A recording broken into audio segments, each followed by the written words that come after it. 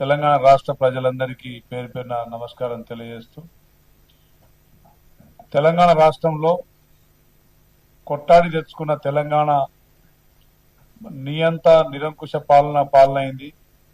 10 సంవత్సరాల్లో తెలంగాణ ఆస్తుల్ని కొల్లగొడుతున్న తరుణంలో మరి ఆ నిరంకుశ పాలనకు చరమాంకం పలకడానికి ఆనాడు ఒక శక్తిగా పోరాడి మరి జైలు జీవితాలను కూడా అనుభవించి తెలంగాణ ప్రజల కష్టాలు తీర్చడానికి కేసీఆర్ ను ఒక్కరిని దింపే లక్ష్యంగా పనిచేసే మరి కాంగ్రెస్ పార్టీని అధికారంలో తెచ్చిందే మన ప్రియతమ నాయకులు ముఖ్యమంత్రి వర్యులు రేవంత్ రెడ్డి గారు.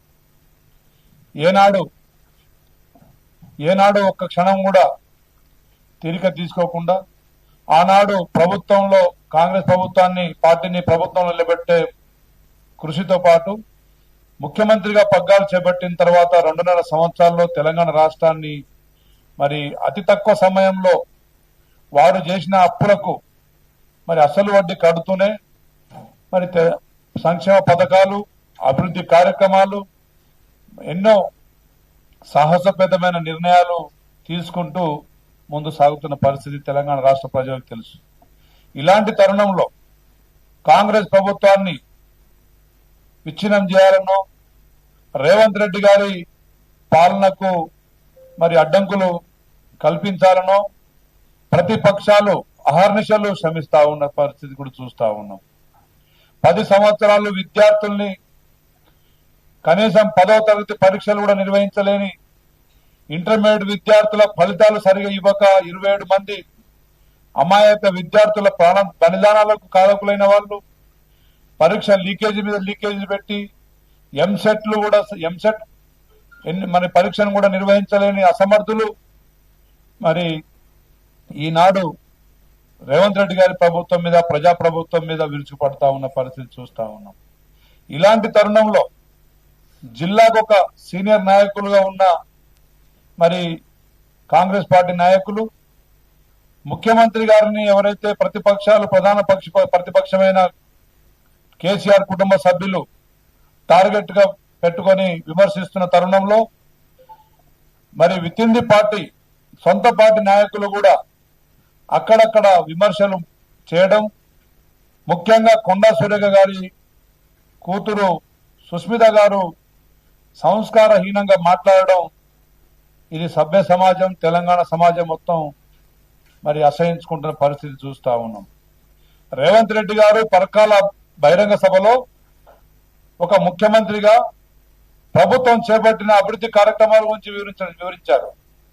అదేవిధంగా స్థానికంగా రేవూర్ ప్రకాష్ రెడ్డి గారు 30 సంవత్సరాల సుదీర్ఘ అనుభవం ఉన్న ఒక నాయకుడిగా తను చేస్తున్న కృషి గురించి వివరించారు. అదేవిధంగా సిట్టింగ్ ఎమ్మెల్యే గురించి మరి మంచిగా చెప్తూ అక్కడ కార్యకర్తల్ని ఉత్తేజపరిచే విధంగా భవిష్యత్తులో కూడా నియోజకవర్గాలు పెరగబోతున్నాయి. దాదాపు 182 నియోజకవర్గాలు కాబోతా ఉన్నాయి తెలంగాణలో. అందులో 117 స్థానాలు కాంగ్రెస్ పార్టీ కైవసం చేసుకోబోతా ఉంది అనే లక్ష్యంతో రేవూర్ ప్రకాష్ రెడ్డి గారిని కూడా భారీ మెజార్టీతో మళ్లీ గెలిపించాలని కోరడం జరిగింది. అందులో ఏం తప్పు ఉందండి? ఒకవేళ సుస్మిత గారు ఎప్పుడైనా ప్రజాక్షేత్రంలో కష్టపడుతున్న వ్యక్తి, ప్రజాక్షేత్రంలో ప్రజా సమస్యల గురించి ఏనాడైనా మాట్లాడిన వ్యక్తి, ఎప్పుడైనా ప్రజలతో మమేకమై ప్రజల్లో తిరుగుతున్న సంగతి చూసిరా?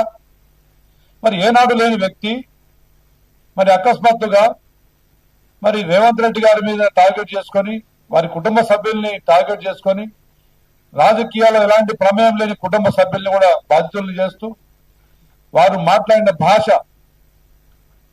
సరైనది కాదు.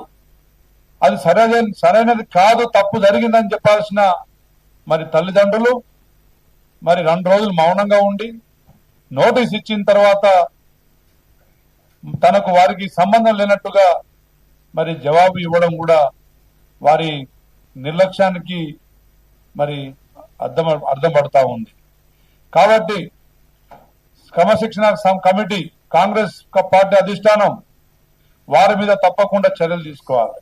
ఎందుకంటే 146 సంవత్సరాల చరిత్ర గల కాంగ్రెస్ పార్టీలో ఎన్నో ఒడిదొడుగులు చూసిన కాంగ్రెస్ పార్టీలో మరి సుదీర్ఘ అనుభవం ఉన్న కొండా సురేఖ గారు మరి రాబోయే తరానికి ఆదర్శంగా నిలవాల్సిన వాళ్ళు తన కుటుంబ సభ్యులే అసభ్యకరంగా మరి ఏకవచనంతో మాట్లాడుతుంటే వారికి బుద్ధి చెప్పాల్సి పోయి పైనుంచి సమర్థించడం అనేది వారు ఇండైరెక్ట్ గానో డైరెక్ట్ గానో ప్రతిపక్షాలకు మరి సమర్థిస్తున్నట్టే మేము భావిస్తా ఉన్నాం.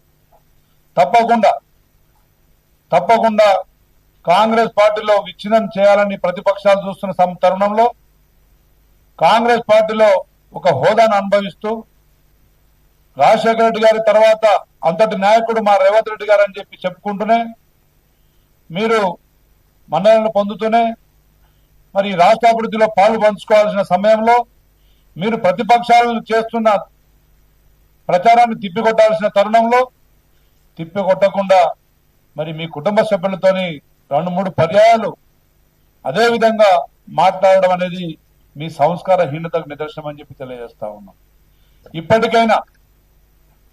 ఇప్పటికైనా ముఖ్యమంత్రి గారు వచ్చే లోపు మీరు పార్టీ అధిష్టానానికి క్రమశిక్షణ కమిటీకి మీరు కలిసి ఉంటే ఈ తెలంగాణ సమాజం కొంతన్నా మిమ్మల్ని క్షమించలేదు.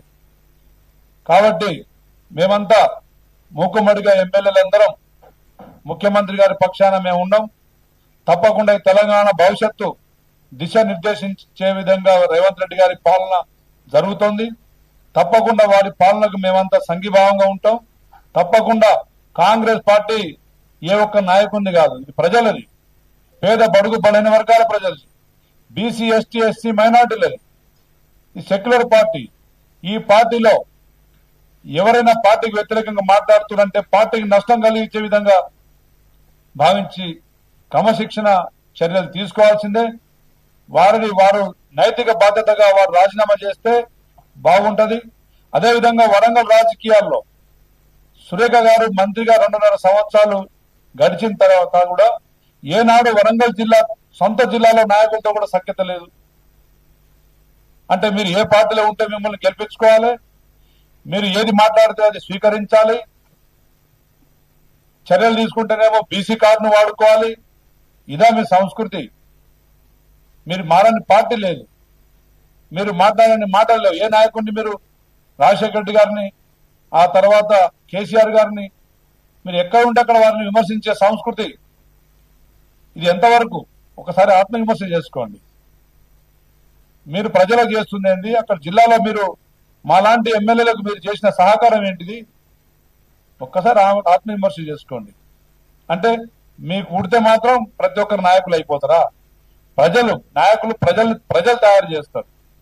ఆ ప్రజలే నాయకులను తయారు చేస్తారు తప్ప తల్లిదండ్రులు కాదనే విషయాన్ని ఇప్పటికైనా మీరు గుర్తు చేసుకోవాలి. తప్పకుండా వారి మీద చర్య తీసుకోవాలని చెప్పేసి కాంగ్రెస్ పార్టీ అధిష్టానాన్ని మేము కోరుతా ఉన్నాం, డిమాండ్ చేస్తా ఉన్నాం.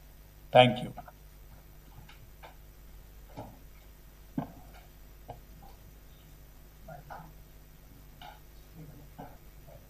గౌరవ పాత్రికేయ మిత్రులకు నమస్కారాలు.